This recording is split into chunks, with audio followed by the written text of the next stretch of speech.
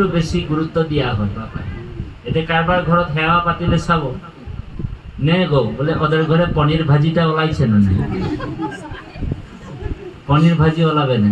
বহুতে তো তুমি ভক্তি কৰি আছে, সমাজবিলাক ব্যৱস্থাত তো সেইটো চলি আছে। আৰু কিছুমান সমাজ ব্যৱস্থাত এইটো চলিছে যে হেৰি নহয়, জলপানত দৈ দিছে বোলে, দৈটো ক'ৰ পৰা আনিছে, খনামুখৰ নে এই আমাৰ তিয়কৰ, এনেকুৱা। দৈ ভাল হ'ব লাগে, জলপান ভাল হ'ব লাগে। এই যিটো ব্যৱস্থা এইটো ভকতৰ ব্যৱস্থা নহয় দেই বাপাই। সেইকাৰণে কিছুমান আজিকালি ভাগৱতৰ পুতবিলাককো লৰাই দিছে। দেৱতো তীৰ্থটো কৰি ভকতেহে বড়, ভকতক ভজিলেতো গুচাই কিনি ভুঞ্জাইলে, ভকতক ভজিলে গুচে কৰ্মজড় হ'ব লাগে, কিন্তু ভজিলেতো গুচাই কিনি ভুঞ্জাইলে মানে জইন কৰি দিছে। তাত মানে শব্দবিলাকো লৰচৰ কৰি দিছে। মানে ভকতক ভাল ভাল খোৱালেহে তহঁতৰ কৰ্মজড়বিলাক কৰ্মবন্ধনৰ পৰা মুক্ত হ'ব বুলি কৈছে। এনেকুৱা চিষ্টেম কৰি দিছে, মানে ঘোষাটো মানে ভাগৱতকো লৰচৰ কৰি দিছে, হয়নে প্ৰভু? গতিকে সেইটো আমাৰ হ'ব নালাগে, কিন্তু হৈছে। এতিয়া আমাৰ এই ঘোষা ফাঁকিত বৰ সুন্দৰ দৰ্শনেৰে কৈছে, মুক্তিটো নিস্পৃহ যিটো সেহি ভকতক নামো, ৰসময় মাঙুহো ভকতি। এতিয়া আমাৰ কামনা আছে, আমাৰ কামনা আছে। কি কামনা? যে আজি এই জীৱাত্মাটো যে বিয়োগ হ'ল দেই বাবা, ইয়াক কি এই আত্মাটোক আমি ভগৱন্তৰ ওচৰত পঠিয়াব লাগে, এইটো আমাৰ কামনা। আৰু কামনা কি? আমি ভগৱন্তক ভক্তি কৰিছোঁ, যে ভগৱন্ত ভক্তি কৰিছোঁ, কিবা এটা নহ'লে কিবা এটা আমাক ভগৱন্ত অৰ্পণ কৰিব লাগে, আমাক দিব লাগে। এতিয়া চাব নামঘৰবিলাকত অখণ্ড ভাগৱত পাতক বা বাখ্যাই পাতক, কিবা অনুষ্ঠান পাতিলে আইসকল বাপসকলে আহে, বন্তি লৈ আহে, তেল লৈ আহে, হয়নে বাৰু, ধূপ লৈ আহে, আৰু মাত্ৰ 10 টকা অৰিহণা ঘৰৰ পৰাই ধৰি আহে। 50 টকা থাকিলেও ক'ব যে 50 টকা নানিবলৈ 10 টকা খুচৰা আছে নেকি মানুহজনক কয়, 10 টকা লৈ আনি কিনি এই গুৰু ঘৰত দিব দেই। দিয়াৰ পিছত ক'ব ভগৱানক যে প্ৰভু 10 টকাটো দিছোঁ, কিন্তু 10,000 টকা দি দিবি আকৌ মোকেও হৰি। তো ভগৱান তো ভাবে কি রকম মানুহ রে, ই মোকে বলে সব দিন 10 টাকা একটা দিয়ে আর 10,000 টাকা বিচরাই বলে, হয় না বাৰু? তো এই ভাৱনাটো আমাৰ থাকিব নালাগে। তাৰমানে নিষ্কাম ভক্তি, ভক্তিটো সদায় নিষ্কাম, কাৰণ ভগৱন্তটো আমাৰ হৃদয়ত আছে, তেওঁক নিবিচাৰিলেও ভগৱন্ত আমাক দিবই, হয়নে বাৰু? কাৰণ ৰাম অন্তৰ্যামী সবকা স্বামী, ৰামটো অন্তৰ্যামী, সকলোৰ ঘটে ঘটে ভগৱান আছে। আমাৰ বৰগীতত আমাৰ বাপজনে কৈ গ'ল, হয়নে বাৰু? বৰ সুন্দৰ বৰগীত ভাগ গালে। গতিকে এই যে ভগৱন্ত আমাৰ হৃদয়তে আছে, এই তত্ত্বটো নজনাৰ কাৰণে আমি ভগৱন্তক বাহিৰত বিচাৰি আছো। সেইকাৰণে কৈছে যে হৃদয়ত আছা তুমি, তোমাকো নপাবে স্বামী, ভক্তিচাৰী বিষয় লোভত, কণ্ঠতে আশয় মণি, তাকো বিস্মৰীয়া মানি নজানি বিচাৰে বাহিৰত। এতিয়া আমি ভগৱন্তক নজনাৰ কাৰণে বাহিৰত বিচাৰিছোঁ, কিন্তু তেওঁ হৃদয়তে আমাৰ আছে।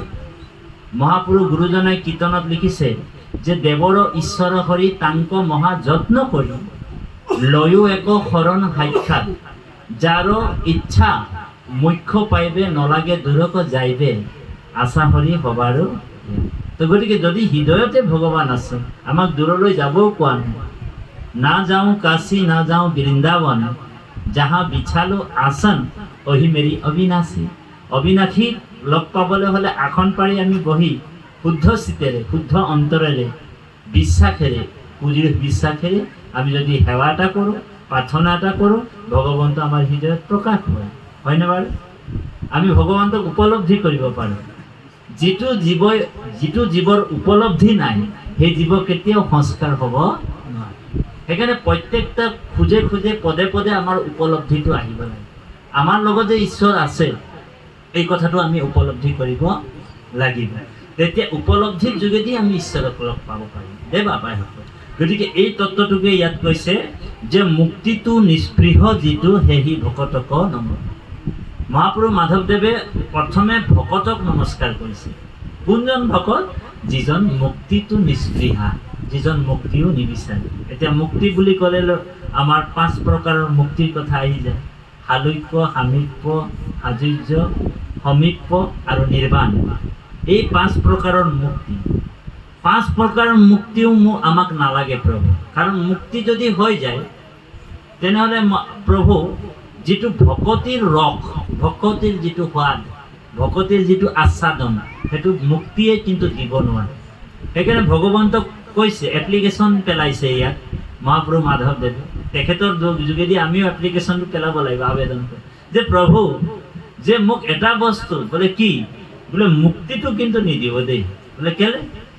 ভগৱানেতো প্ৰশ্ন কৰিব, বোলে কেলে মুক্তি নিদিব? তুমিতো ভকতি কৰিছা, ভকতি কৰিলে মুক্তিটো এনেও লাগি যাব, ভকতি কৰিলে মুক্তিটো এনেও পাব।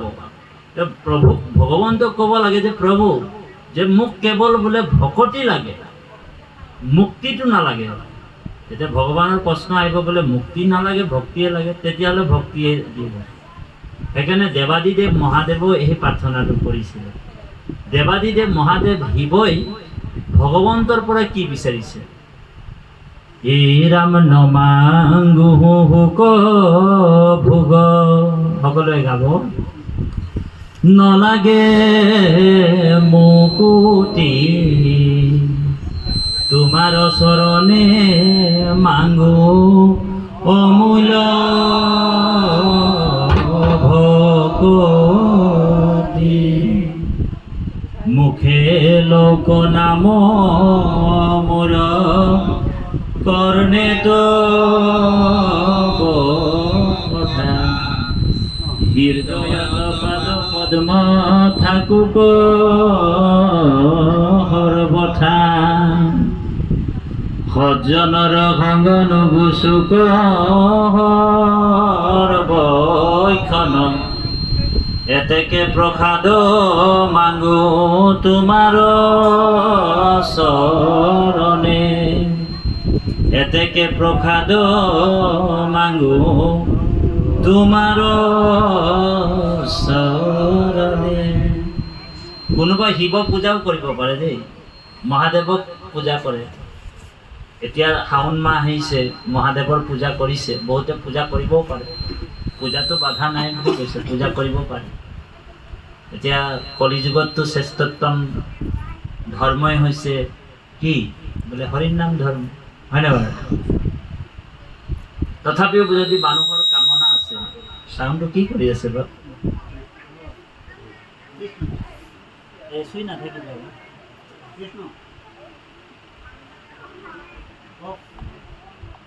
যদি শাওণ মাহ আহিছে, এতিয়া বহুতৰতো ইচ্ছা আছে, কামনা আছে, কাৰোবাৰ ল'ৰা ছোৱালী নাই, তেওঁ শিৱকে পূজা কৰিব আৰু অ হৰি অ ৰাম।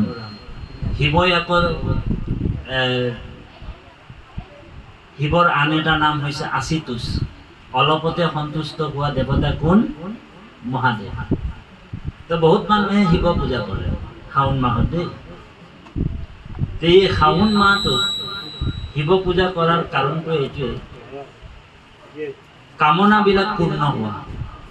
কাৰোবাৰ ল'ৰা নাই, কাৰোবাৰ ছোৱালী নাই, কাৰোবাৰ ঘৰ মাটি বাৰী নাই, কাৰোবাৰ বোলে আসাম টাইপ ঘৰ আছে, RCC হোৱাৰ কামনা আছে, কাৰোবাৰ ছোৱালীজনী বিয়া হোৱা নাই বহুত দিন, তো শিৱ পূজা কৰে। শিৱ পূজাটো কৰিব পাৰে, আমিতো নিন্দা কৰিব নোৱাৰোঁ কাৰো, হয়নে বাৰু? আমাৰ গুৰুজনাই কৈছে আন দেৱ নিনিন্দিবা, আন দেৱী দেৱ নিনিন্দিবা আৰু নবন্দিবা, আমাক বন্দনাও কৰিব মানা কৈছে। আৰু সংসাৰৰ মানুহবিলাকতো কামনাৰ বশীভূত হয়, অনেক দেৱ দেৱীৰ উপাসনা কৰিছে। তো 100% ভিতৰত 100% ভিতৰত 95% মানুহে অন্য দেৱী দেৱক পূজা কৰে দেই বাবা কৃষ্ণ। কিন্তু হৰিভক্ত আকৌ 5% মানুহে মানে সেৱা কৰে, মানে শিৱক বা বাকী দেৱ দেৱীক 95% পূজা কৰে। আৰু ভগৱান বিষ্ণুক বা ভগৱান কৃষ্ণক মাত্ৰ 5% মানুহে আৰাধনা কৰে। তো ইমান কম সংখ্যক মানুহে ভগৱানৰ আৰাধনা কৰে। কাৰণ ভগৱানক ভক্তি কৰিলে ভগৱান নিজেই কৈছে, যি কৰে মোক আখ তাকো কৰোঁ মই সৰ্ব, যি মোক আশা কৰে ইয়াত অলপ 13 নম্বৰ ঘোষা ফাঁকি যিটো তত্ত্বটো ওলাই গৈছে যে ইয়াত বৰ সুন্দৰভাৱে আছে, নিৰাশা ঈশ্বৰ কৃষ্ণ তাহাংক সন্মুখ ভৈল আশাক যিজনে পিঠি দিল। এতিয়া এই যে নিৰাশা ঈশ্বৰ কৃষ্ণক যে ভকতি কৰিছোঁ, ঈশ্বৰৰ পৰা আমি একো আশাও কৰিব নোৱাৰি, তেওঁ একোৱে নিদিব আমাক। তথাপিও অৰুণ বাপে ভজি আছে, ইমান দিনৰ পৰা তাঁতিবাপ ভজি আছে, গোৱালাবাপ ভজি আছে। এইটো চবেই বুজি পাইছে যে ভগৱান একো দিয়াত নাই। ভগৱান কৈছে যে মোৰ ভকতজনক মই একোৱে নিদিওঁ বুলি, যি মোক আশা কৰিব তাক মই সৰ্বনাশে কৰিম বুলি কৈছে। সেইকাৰণে কি কৰে মানুহবিলাকে কৃষ্ণ ভক্তি নকৰে, যে দেৱাদিদেৱ মহাদেৱক পূজা কৰাই ভাল। আকৌ মহাদেৱৰ পৰা কি বিচাৰে যে প্ৰভু মোৰ বোলে সোণৰ লংকা হৈ যাওক, ৰাৱণে বিচাৰিছিল। তেতিয়া ভগৱানেও চাই আছে, যেতিয়া সোণৰ লংকাটো যেতিয়া হনুমানে জ্বলাইছিল, মহাদেৱো একফালে দেৱতাসকলৰ শাৰীত ৰৈ কিনি হাঁহি আছে। তেতিয়া ৰাৱণৰ খং উঠি গ'ল যে প্ৰভু, যেতিয়া মোৰ লংকা জ্বলিছিলে তই কিয় হাঁহিলি? তুমিতো মোৰ আৰাধ্য দেৱতা হয়, তুমিতো মোৰ ঈশ্বৰ হয়, মোৰ লংকা জ্বলিছে তুমি হাঁহিছা। বোলে তোমাৰ আৰু কি হ'ব বোলে, তুমিতো বোলে ভগৱানকে চিনি নাপালা। মোৰ ভক্তি কৰিছা আৰু মোক মোৰ পৰা বিচাৰিলা কি? তুমি সোণৰ লংকাটো বিচাৰিলা, সেইকাৰণে তোমাৰ সোণৰ লংকাটো জ্বলি পৰে, সেইকাৰণে মই হাঁহিছো। তুমিতো কোনোদিন ভগৱানৰ ভকতিটো নিবিচাৰিলা মোৰ পৰা, কি বিচাৰিলা? বোলে সোণৰ লংকাটো, সোণৰ লংকাটোতো এনেও জ্বলিব তোমাৰ, বুজি পাইছে? বোলে মই 10টা মাথা বোলে তোমাক কাটি কিনি দি দিছিলো, ৰাৱণে কৈছে। বোলে 10টা মাথা বোলে তোমাৰ, ৰাৱণে কৈছে 10টা মাথা মই ললো, ঠিক আছে, কিন্তু মোৰতো 11টা মাথা আছে। ও হৰি ও ৰাম, বুজি পাইছে নে? শিৱৰ 11টা, একাদশ ৰুদ্ৰ বুলি। 10টা মাথা তুমি মোৰ, তোমাৰ বুদ্ধিটো গ'ল, কিন্তু যিটো একাদশ ৰুদ্ৰ, মই 11টা মাথা যে তোমাক কলো, যিটো মুখেৰে মই ঈশ্বৰৰ নাম লওঁ, যিটো দৰ্শন এই জগত গোটেই বিশ্ব ব্ৰহ্মাণ্ডটোৱে যাৰ নামত, যাৰ কাৰণে কোটি কোটি ব্ৰহ্মাণ্ডৰ সৃষ্টি হয়, সেইজন মহাহৰি, সেইজন পৰমাত্মা ভগৱন্তৰ ভক্তি মই কৰোঁ নিৰন্তৰে, বুজি পাইছে? গতিকে তুমি বিচাৰিব লাগিছিলে কাক? সেই পৰমাত্মা ভগৱন্তক বিচাৰিব লাগিব। বিচাৰিব লাগিছিলে পৰমাত্মা ভগৱানৰ ৰামৰ ভক্তি, কৃষ্ণৰ ভক্তি বিচাৰিব লাগিছিলে। তুমি লংকা বিচাৰিলা, ধন বিচাৰিলা, টকা বিচাৰিলা, সেইকাৰণে বিনাশ আছে। কংসই বিচাৰিলে কি? কংস ভক্তি কৰিলে শিৱৰ, বিচাৰিলে কি? ধনু, পিনাংগ ধনু বুলি ধনু আছে, শিৱৰ এটা ধনুৰ নামটো পিনাংগ ধনু।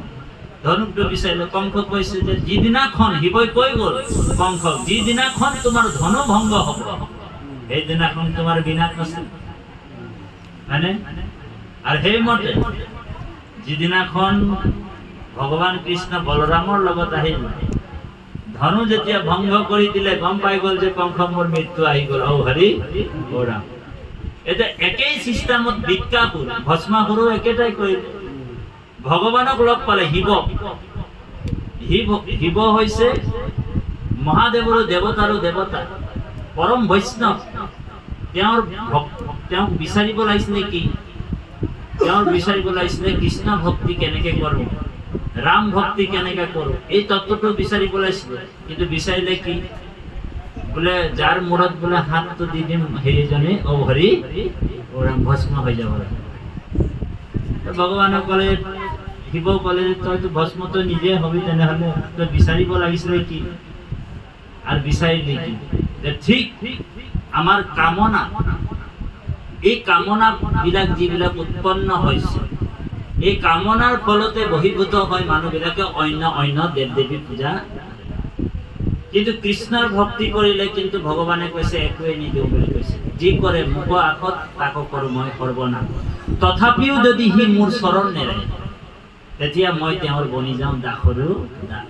ভগৱান দাসৰো দাস হৈ যায়। এখানে বৰ ডাঙৰ ৰহস্য আছে, বৰ গুৰুত্বপূৰ্ণ কথা এটা আছে। এইটো 10ম স্কন্ধত কৈছে, ভগৱান কৃষ্ণই যুধিষ্ঠিক কৈছে, হে যুধিষ্ঠিৰ, ও রাম শ্রীকৃষ্ণ বদতি, যুধিষ্ঠির, শ্রীকৃষ্ণই যুধিষ্ঠির কৈছে, শ্রীকৃষ্ণ বদতি শুনা, ও শুনা যুধিষ্ঠির। যুধিষ্ঠির কৈছে, যেন মত করে আমারও ভকতি,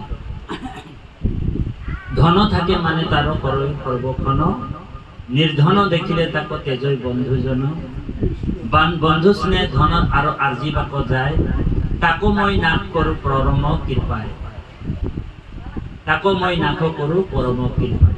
এই তত্ত্বটোকে যুধিষ্ঠির আগত ভগবান কৃষ্ণে কৈছে, হে অর্জুন, এই যুধিষ্ঠির, যে এইসাম অনুগন্দ্ৰামি হৰিষ্য তদ্ধনম সদেই, প্ৰথমে মই তাৰ ধনবিলাক হৰণ কৰোঁ। কি ধন হৰণ কৰিব ভগৱানৰ ভক্তি কৰিলে? কামনা বাসনাৰ ধন, যিটো আমাৰ কামনা বাসনা, যে মোৰ ল'ৰাটোৰ মেট্ৰিক পৰীক্ষা দিছে, মেট্ৰিকত ফাৰ্ষ্ট ডিভিজনত পাছ হ'ল, এইটো এটা কামনা। তো ভগৱন্ত কৈছে, কামনা লৈ কিনি তুমি মোৰ ওচৰত আহিলে কিন্তু মই তোমাক এই কামনা বাসনাবিলাক তোমাৰ পূৰ্ণ কৰিম, কিন্তু তুমি মোৰ ভক্তিটো তুমি লাভ কৰিব নোৱাৰিবা, ভক্তি তুমি নাপাবা। সেইকাৰণে কামনা বাসনা আমি ভগৱন্তৰ ওচৰত যাব নালাগে, নিষ্কাম ভক্তিটো ভগৱানে ভাল পায়। এই কথাটো ইয়াত কৈছে, মুক্তিটো নিস্পৃহ যিটো হেহি ভগতক, ভগৱন্তক মুক্তি বিচাৰিব নালাগে। আৰু এইটো ব্ৰহ্মায়ো কৈছিল, এই ৰাম অগ্ৰতে ভমিও দুখ, যে জগত নিবাস, হেন কৃপা কৰিও বোলাও তজু দাস। হয়নে বাৰু? এইটো কোনে কৈছিলে? ব্ৰহ্মাই। কি বুলি ক'লে? যে মোৰো দুখ হৈ যাব পাৰে, ব্ৰহ্মাৰো দুখ হৈ যাব, কাৰণ ব্ৰহ্মপদ পাই গ'লেতো দুখ হ'বই। ব্ৰহ্মাই ভাবিছে মইতো ব্ৰহ্মপদত বহি আছো, অহংকাৰটো আহিয়ে যায়। আৰু ভগৱানক অহংকাৰ ভাল নাপায় দেই, চব ভাল পায়। অহংকাৰটো একেবাৰে বেয়া পায়। অহংকাৰ হলে তেওঁ ব্ৰহ্মাকো নেৰে, নাৰদকো নেৰে, শিৱকো নেৰে, চবকে মানে সাৰ্জিকেল চিকিৎসা কৰি দিয়ে ভগৱান, ট্ৰিটমেণ্ট কৰে না। আমাৰ সুভাষ বাবুৰো অহংকাৰ হ'ব পাৰে, তাতী বাবুৰো অহংকাৰ হ'ব পাৰে।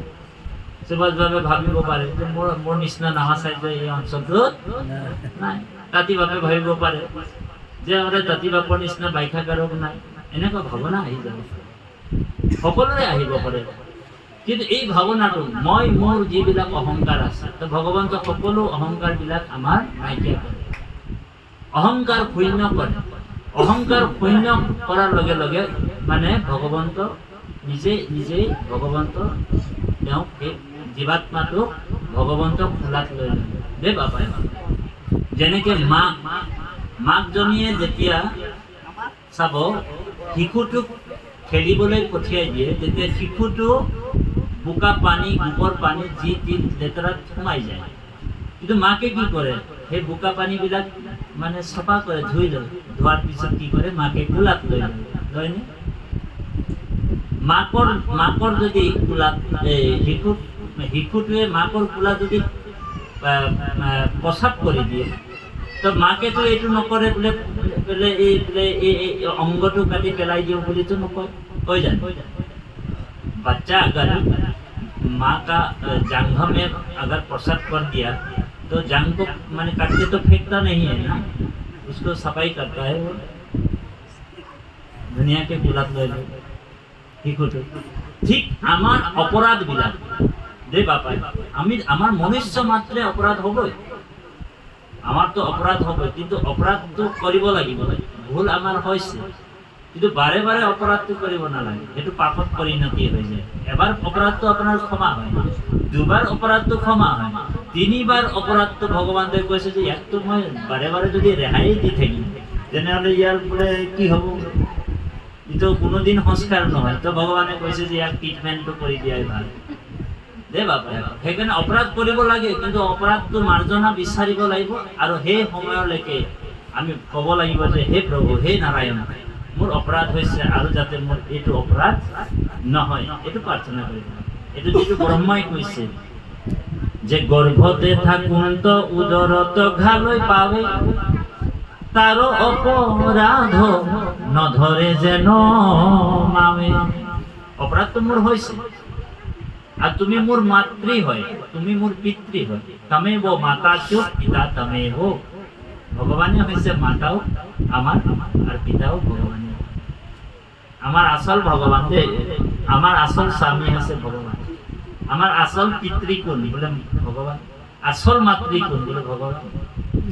এখানে বেদেই কৈছে যে তমেব মাতা চ পিতা তমেব, তমেব বন্ধুস্ব সখা তমেব। ভগবান তো বন্ধু, আসল পরম বান্ধব কোন? ভগবানই হয়।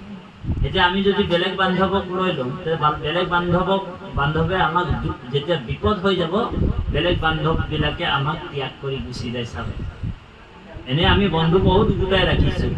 আপুনি যদি বেমাৰ, কিবা এটা টান বেমাৰত যদি সুভাষ বাপে পৰি যায়, তো এই বন্ধুবিলাক যিবিলাক গোটাই ৰাখিছোঁ, বন্ধু বান্ধৱবিলাক, তেওঁলোকে যদি বাপক মানে দেখাই নিদিব। কিয়?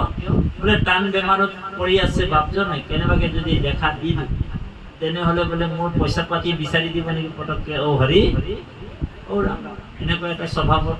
সেইকাৰণে বিপদৰ আচল বন্ধুটোৱে হৈছে ভগৱান কৃষ্ণ, আৰু আমাৰ আপোনাৰ আচল বন্ধু কোন? ভগৱান কৃষ্ণ, বা আমাৰ গুৰুৱে হৈছে আমাৰ বান্ধৱ। সেইকাৰণে কৈছে যে হৰি ভক্তি দান দিয়া জগতক, এ তাৰিলা সংসাৰ সিন্ধু হেনয়